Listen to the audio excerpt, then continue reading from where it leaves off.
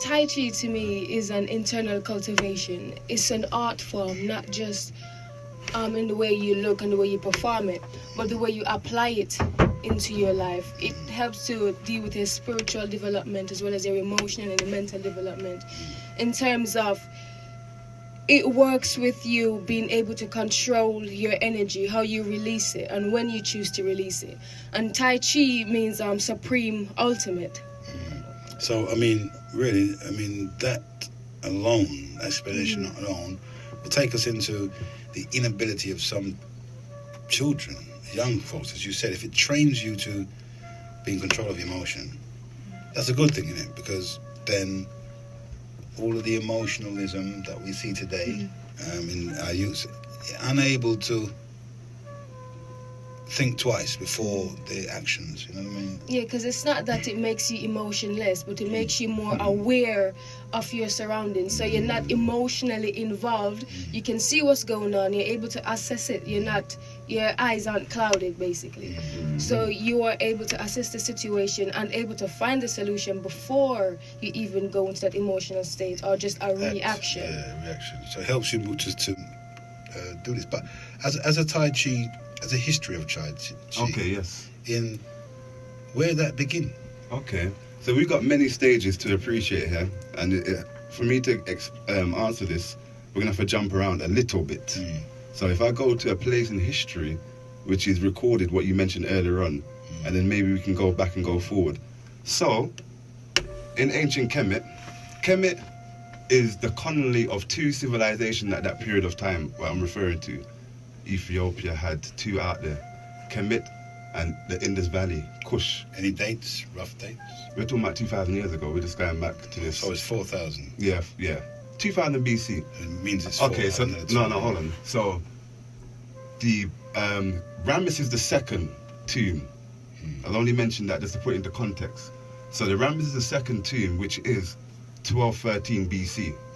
So 1213 BC, Ramesses II, you see in his tombs karate movements, jiu-jitsu, pushing hands, wrestling, spear, charioteering. You see all these archery, you see all these different things upon the tomb of Ramesses II. They are embedded into wall where you can put your hand in there. That's how deep the carvings are. Is it? Yeah, it's properly, it's not painting on top, it's like cut out. Cut into the walls, Stone. yeah, permanent. So that's 1213 BC. You have 1950 BC. How many years is that? 700 or something, 800 years? Let's say 700 years. Prior to Ramesses II, you have Ben Hassin. Now, Ben Hassin temple, this is a glorious temple, because this temple here, it's not that it's the same like Ramesses where you can put your hand into it. They're paintings upon the wall. So you see memorials that are 20 foot, 6 foot, different parts of the temple where you see applications. If you know martial art and you see this, you know what's going on. So you see all these hip throws, ankle locks, arm locks, stick fighting, or that one which is like a policeman's truncheon, where you got the long thing and you got the long, you know what I'm talking about? The policeman truncheon. You got techniques like that, charioteering. You got so many, and they're done in brown, usually color just brown. But you see like patterns of movements. So you may see in one line 20 movements, and it's like a sequence you're observing. And that is before Ramesses II, 1213 BC. We're going to 2000, let's say, BC, as a round up number, which is 4,000 years ago. Yeah. Okay, the reason why I mentioned Ethiopia first is because how did the Kemet people and then the Indus Kush, the Indian people, end up developing martial arts? Being that they're colonies, you understand? That's why I wanted to start with there first before I went into dating stuff. Because they're colonies of Ethiopia. Because we can say Herodotus or Herodotus, these two characters who are, what are they, 600 BC, something like this, who make reference. One of them saying how, Ethiopia's got these two colonies and these are black people. I'm just making clarity. Just of, the history to put into place. Indians, these are black, Nagas. The ones that were sent from Ethiopia over to what is now called India, to the Indus Valley, were the Nagas. So at the time, because we're jumping, so at the time when Buddhism now was in effect. We've got Greek historians that are saying at the time that the Buddha existed, at his time, the empire, the Magala Empire, because we got so much evidence that shows that there were no other nations there other than us. We can even, I'm just trying to make a picture here. China, we got the San people. Japanese people, Chinese people got clear explanation of history of the out of Africa theory. So the San people migrated out from Africa 100,000 years ago as one movement of people. And they went there, and these people look like Chinese anyway. So people have been leaving Africa, exiting Africa for a long time because people think Africa... You know the interesting thing, because I asked my daughter this question on the way here, and I asked my other daughter yesterday, do you think nature has an ability to reproduce the same life form twice on the planet? Do you understand the question there? Like, hold on, can we make, as I was saying to the both of them, a giraffe? Would nature create a giraffe in 2 locations simultaneously on the planet? Would it create a bee, a wasp, a plant, lavender? Or is it going to make a tiger, an elephant? No, it wouldn't do that. It doesn't do this stuff here. So humans ain't no different. Yeah, plants migrate. Yeah, everything migrates and moves around. Yeah, that's right. So there's not a crime in migrating, is there? There's not a crime in migrating, but it gives us clarity that there would have to have been one human species. Yes, that one. migrated. There is no division how genetic science explains this. Multiple places. Yeah, no, we're not multiply doing that. As I asked my daughter yesterday, she told me about tectonic plates, and that's my youngest one, and she saying how the Earth mass was closer together. She knows about that. She explained that to me, that the Earth mass is together in the centre. Well, let her explain that. Let me hear. Explain that to us. Because it was spontaneous in this. No, but you explained it so well yesterday.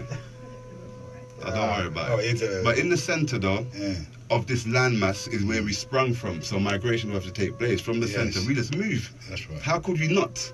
But then there is only one species on the planet. Sometimes we say, African martial arts want to find a connection in Africa. Man, we can find African martial arts connection in China and India because we are the Africans that was in China and India creating it. You don't have to go back to Africa to look for it. That's right. Like, to migrate over to the Gromodi landmass of Europe, because that's what took place. That's right. Yeah. From when them San people went, sir, the other one went up, sir, to Europe. Australia. We travelled, we moved everywhere. And then where we moved to because of Ethiopia, right? So let's go back to Ethiopia before we even go to these places properly, because we have to just do a backtrack of history to understand. Ethiopia now, who sent out all these colonies. Yes. Yeah, because we're going back. Well, Ethiopia is, according to modern Western science, is 3.5. Denkanesh makes it 3.5 million years ago. We're not even going back that far. We're just going back to a period of 100,000 years ago. 100,000 years ago is not even a percentage of a million. Not really much of a million. Sir, the Ethiopians, people, they have a form which is still practiced. And when you observe this form, you see the potential of every martial art. It's now, if you want to look it up, it's called Nubian wrestling. Really easy to find it. Just type in Nubian wrestling, and you will see the same techniques you see on the walls of Ben Hassan, the same things that you're seeing on the walls of Ramses II, you will see the same Nubian warriors practicing. Martial arts is supposed to evolve anyway. It's supposed to develop and, it's not supposed to be stagnant. Well, the question is, who was the first teacher? Sorry about that. So Bodhidharma, according to Shaolin Monastery, is supposed to be the father of Kung Fu and martial arts, the father of yoga. Really? Yeah. So Bodhidharma, when you see his depictions, it looks like a black brother who's vexed, to be honest. Usually depicted with a stick with a slipper on it. There's a lot of mythology around this brother. Said to have meditated for 8 years looking at a wall. 8 years? 8 years looking at a wall. This brother here. And after his contemplation, he realized that he needed to teach these people how to, so he taught them the 8 lower hand techniques. 18.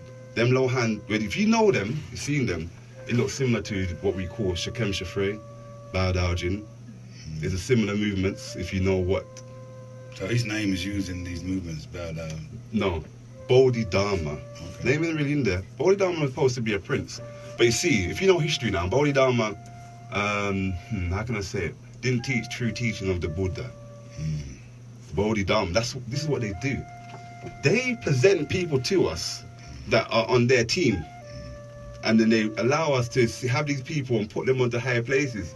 So then I was reading Bodhidharma's scriptures. His first student, who he passed the legacy on to, went up to Bodhidharma and asked him, yeah, enlightened sage, I want to follow you. And the brother gave him no reply. And then he stepped forward, and then he must have went over after him again. He goes, yeah, I want to, whatever he's expressing, because he wants to prove that he wants to follow him. So the Bodhidharma tell him, say, along the lines of, find self. It's not me you need to follow. So then this young man turned around, chopped his arm off. When Bodhidharma said that, he goes, okay, you know. Hey, a bit light, innit? You said you know, and then he became his first student. What, with one arm? With one arm. And that's why it's done with one hand, not with the two hands. I see. You understand? Yeah, because it becomes clearer. Everything is historical here. And it's because of Bodhidharma. But Bodhidharma never taught the laws. Okay. And the laws for men fight. Martial arts, yeah? Is it a purely defensive art? Martial arts initially would have sprung from a physician. Is it? I mean, a man can fight and push each other. We're not talking about that. We're talking about martial arts, isn't it? Yeah, so a man can push a man because that is from the beginning of time. Two people have a disagreement and then a person push a person or slap it, whatever. That is not a martial art, but that's just human reaction, and that's from the beginning of time. Two men have a disagreement. However, what we're talking about here, martial arts, that would have to have developed out of a person who's aware of how the body structure is, how it moves, the weaknesses, the muscles, their alignments, breathing, all this stuff here. And the only person who would have known that, I call it a physician in modern day, would have been a shaman. The shaman, the priest. Yeah. That's why it goes now into priesthood stuff. That's why it goes now into Jedi stuff. Modern time, Jedi Knights. Jedi, because that is a representation of an old, they call them Kemetu. Those brothers that were warrior priests that knew archaeology, sacred geometry, sciences, anatomy, physics, you understand? They knew that, and when they moved to the different places they were migrating to, they were able to create stuff because they were taught this stuff. So then, the first people who would have been creating, and from my studies, if you go back to Nubian wrestling, if you see how they engage in a fight, Tai Chi, we do something called pushing hands, reeling silk, and it's a circular motion. Pushing hand what? Pushing hands is an umbrella term. The form of pushing hands I'm referring to is called reeling silk. And in the reeling silk, you're doing a circular motion with your hands connected. Disconnected, you're trying to grab, seize, hold, manipulate, redirect the force, take the person down necessarily backwards, forwards. It doesn't really matter because it's all possibilities. When you're watching Nubian wrestling, you observe that they are doing the same thing to start. They're doing reeling silk. They do reeling silk, then once they latch on, they may either punch, I don't really see kicks too much, elbow, they grab like they're doing wrestling, or they'll do hip throw, or they'll do a throw over the shoulder. All this stuff is going on. So you see Nubian wrestling take an observation. You don't see like a capoeira style, but that's something that should have manifested. Well, I want to ask you about women, yeah? Women, as you would say, it's more like grappling and defensive. I mean, do you recommend that women and children take up martial arts as a defensive?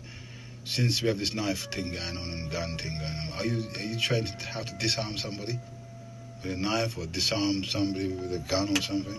I think when you're observing, I'm going to go back, when you're observing the Nubian wrestling, it's a sport we're observing, just like observing Olympic wrestling.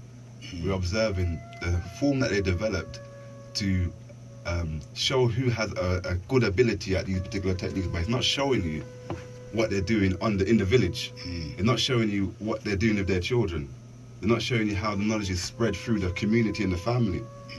And I could only assume that it would be.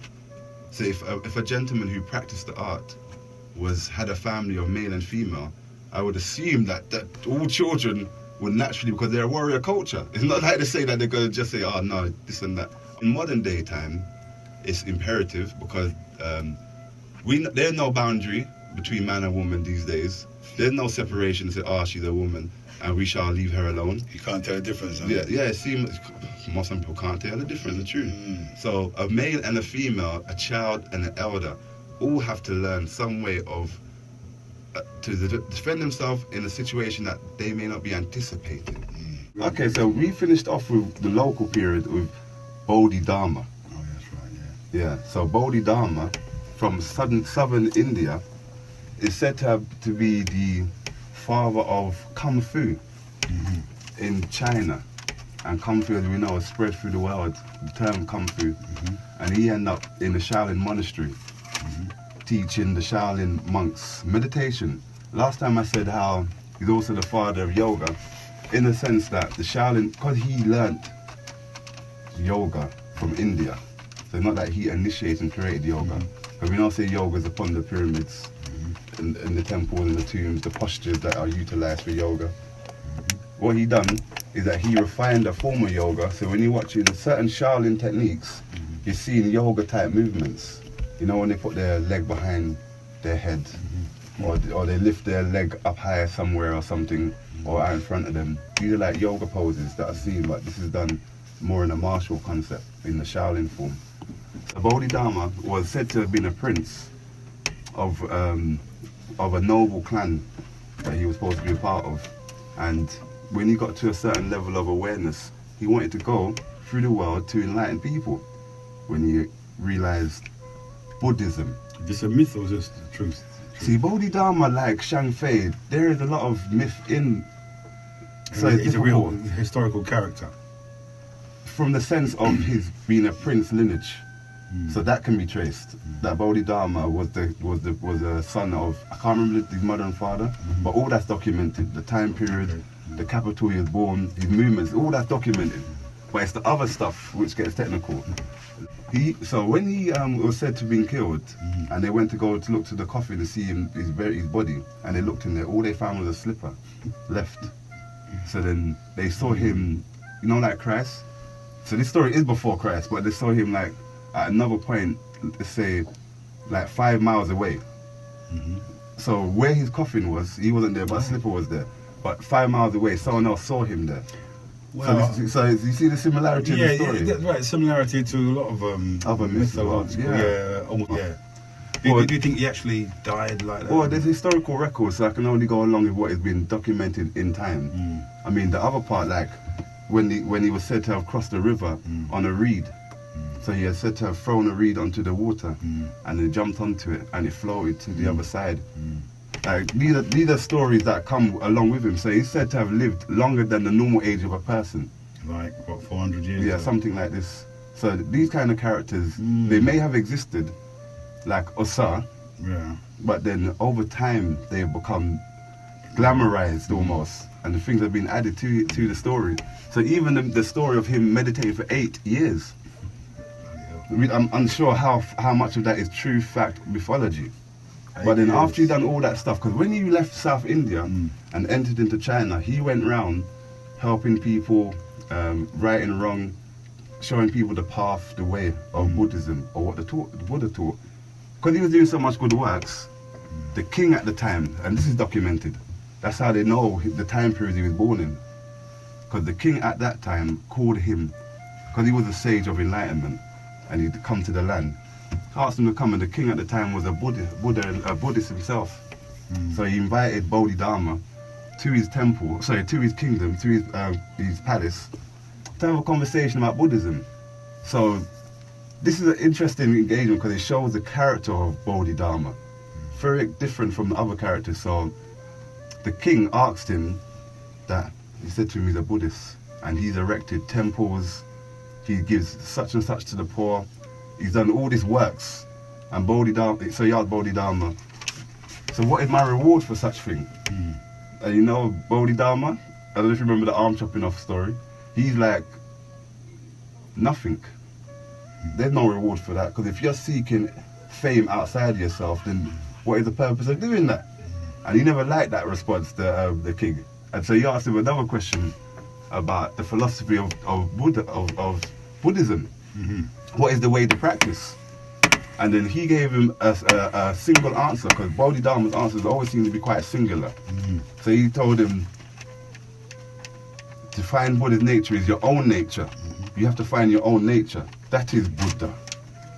But then the king never understood that, because he only know about Buddha, which is Sakyamuni, which is outside of himself. Sakyamuni. Sakyamuni is the name of the first Buddha of India. Mm-hmm.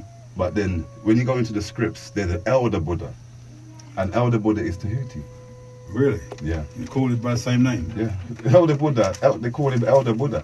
So to make an understanding that this brother from South India went to China now, and he went to China with Buddhism with an intention to enlighten the people and to show them the way. After his 8 years of meditation, and he completed his... so before that, I mentioned that he went to the king of the area of China at the time, or should I call it the emperor of China at that time there, Bodhidharma did, and he had conversation, and the emperor ended up kicking Bodhidharma out because he said that he's not a true practitioner of Buddhism because of these concepts, which he come to find later on that he just taught him or expressed Buddhism with no pretty stuff around it, just the bare essential, straight to the point fact that it's not outside of you for you to show the world or your ego. All this what you're trying to develop is inside your nature from within out. Same thing you're saying. And it's the same thing that Bodhidharma. So after his 8 years of meditation, and again, as he was talking about mythology, how much of that is real, we don't know. But this is what's documented, that he spent 8 years looking at a wall. And this is why Zen Buddhism has adopted. So Shaolin martial arts would be connected to Zen Buddhism. And Zen Buddhism found itself over in Japan later on, and it's one of the main practices, well, places where Zen Buddhism is found. So Bodhidharma, after he finished his meditation, he taught them go on, sorry, the 18 Lohan techniques. I think I mentioned that last week. Who? 18 Lohan techniques. 18 lower hands. Lohan. And those Lohan movements are similar to our Bao Dao Jin or Shikem Shifrei. These are like statics mixed with Qigong or energetic movements. After he taught them that, and also how to sit and meditate. So he taught them the movements so they can meditate for longer. And the meditation benefit was to seek in yourself. Because they will hold a meditation and knock out and fall asleep, or their body wasn't strong enough to sit upright for an hour. This is the purpose of the initial teachings of martial arts in China or in the Shaolin Temple. We wanted to fight anybody. It was to improve meditation. It was to improve your ability to sit upright and not to drop asleep. That's what they was doing all their practices for. As time went on and wars came in and battles took place on the land where the Shaolin monks from the monastery, because of the imperial wars that took place, the Shaolin monks had to go outside of the temple and defend the people against. And I'm sure it's the Manchun, but I don't want to be held to that point there. But I'm sure it's the Manchu period of time when the Shaolin monks had to step forward to do a lot of that fighting. And when they stepped forward, then other villages, as the monks went through, other villages, other areas were taught certain forms. Because the reason why I mentioned it along the Shaolin line is because we're going into Tai Chi. And with Tai Chi, because you have at the Wudan mountain, at the top of it, you have Bodhidharma, and you also have another deity which is called the black deity of the north, also called the turtle deity. There's a few names for him, but it's associated to a black dragon, and this mythology goes back to the yellow emperor. So we have Bodhidharma teaching martial arts, initially for meditation and breathing. Later it got evolved into a martial form because of warfare and fighting that took place. Then we have this Taoist system developing. That's why going into Buddhism is important, because we have this Taoist system that developed from Buddhism. And Shang Fei was a Taoist. And Taoism is a mythological, Taoism almost like the esoteric version of Buddhism. Because you know each religion has an esoteric aspect to it, or it has an aspect which doesn't just deal with the realities, or because Buddhism is dealing with dispelling illusion, well, the Taoists are dispelling illusion, but they're also practicing other forms of mysticism, these Taoist people. And their mythology is shrouded around mythology or mysticism of a magical variety. Like that same gentleman from the north, the black deity from the north, was said to have magical powers and abilities, and this was said to have saved them from certain warfare. Again, mythology. So Shang Fei temple, who is beneath these two, one's a god, Bodhidharma. Shang Fei was renovated a god, the founder of Tai Chi. Shang Fei was said to have lived for 300 years, and during the 300 years of existence, no one was said to have defeated him. Everyone who is his adversary, he defeated using this Tai Chi. And what is Tai Chi? Tai Chi is understanding chaos in motion. Tai Chi is understanding change. Tai Chi is the dance of change. How things shift from one state to another, which is yin yang. So Tai Chi or Tai Chi, because Tai Chi and Tai Chi kind of like creates a misunderstanding when you say Tai Chi. When you say Tai Chi, you're referring to the two different concepts that are working in opposition. When you say the term Chi, we're saying like that we understand it as cultivation. So Tai Chi is supposed to be a practice that cultivates Chi. But in the West, we have just manipulated terms and changed stuff around, and we use these terms thinking that we understand, but when you go back to the source of where it developed, there is a slight different understanding. And this is, as the Kamtat was saying, is the power of words, linguistics, that it gets changed over time, and you have to be aware of the shifts. So Shang Fei, the gentleman who, the founder of Tai Chi, last time I was saying how he observed a snake and a crane. Some people say it was a sparrow that he observed while he was in the monastery, the Taoist monastery, and he watched them to interact together. And through his observation, he fused that with the knowledge of the I Ching. And many say that I Ching, in its period of development, was clearly developed by the people of that region. And we've already clearly said who the people of that region were. So the I Ching is the book of changes. The book of changes is, or Tai Chi is an expression of the book of changes in practice. So as a Tai Chi practitioner, you're trying to understand the philosophy of the I Ching, or polarity, for using a modern term. So Feng Shui is all an expression of this, manipulating space around you, which is a division of the I Ching. So the I Ching in motion is Tai Chi. So this is what is said to have been developed by Shang Fei. Ask a question. Okay, go for it. I just wanted to ask a question. In listening to you talking about Tai Chi, it got me thinking about the many different forms that are present today.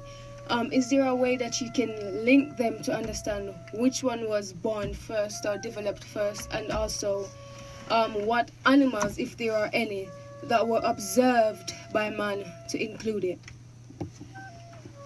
Okay, so after Shang Fei had developed Tai Chi and they moved, his students practiced and learned form. It is a few hundred years later, it's documented. It's difficult to say because again, Medina of history. It could have been 50 years, it could be 300 years. Monks left down from the temple, and underneath the Wudan mountain is where the Chen village is. So Chen form, Tai Chi, is the first form outside of the monastery. That's the name of the village. C-H-E-N. Oh. That's the name of the village. Because everyone in that village is called, guess what? Don't make me get it. But those people there were the first, and it became a family secret. Everyone know it in the, but you couldn't teach it to an outsider. Only to people that was. And so the person who got taught this as an outsider is the first one who went out and taught it outside of the province, Hubei province. Underneath the Wudan mountain, the Wudan mountain itself is where the first place Tai Chi is developed. And then at the top of because there's 72 peaks and there are different temples. But there is a time period which another king who asked for a deity to support him in his campaign against his nephew. And because he believed that the deity supported him in his campaign in overcoming and overthrowing his nephew, he ended up building temples. And that is where the settlement took place for people who migrated across into that land, which we can say again, Himalayas ain't too far from this, Tibet's not too far from this. We're already in India. So we got this migration, because we do like a mountain. As you're saying that we cave dwellers, we do like to go to a mountain to hold a meditation. We do like the altitude. For some reason, we go there where the altitude is slightly thinner, and we go, and it allows us to enter into a deeper state. But however, we are taught also that one can't reach that level of elevation. In Buddhism, they call it Satori. In Christianity, they call it the Christ consciousness, the Christos. We can't reach that level of awareness from being isolated in a place away from humanity, because that's not how it goes. To become a fully evolved being, to become fully awoken, to awake, you have to spend time in. You have to live in the world to truly, because it's the people around that push you, that test you, that say things to you that may challenge you, allows you to cultivate yourself. If there's no one to challenge you, then you can't cultivate yourself. Well, they become your teachers, as they put it. Yeah.